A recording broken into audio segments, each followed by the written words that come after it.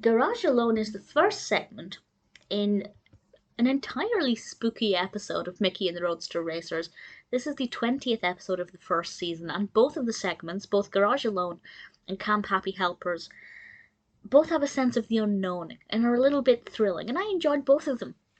Goofy and Pluto are watching the TV together. They're alone while the rest of the gang have gone out to the movie theatre, and they see on the TV that there is this bad guy on the loose.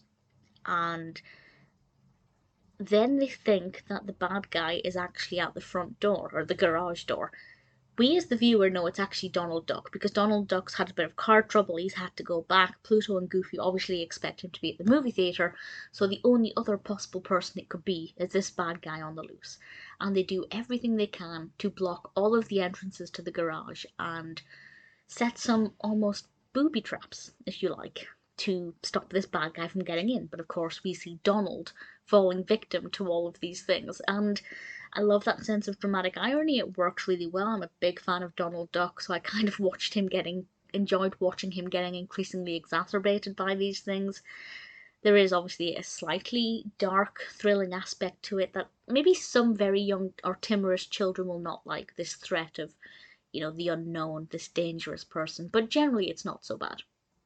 As a Donald Duck fan, I liked it. I think it can be quite thrilling, but it's also quite fun.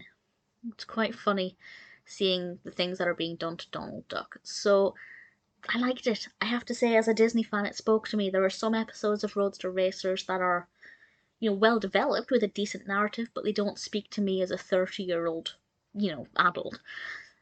But sometimes something will happen with one of the characters, or there'll be, a certain angle taken. For example, the Halloween themed episodes I love.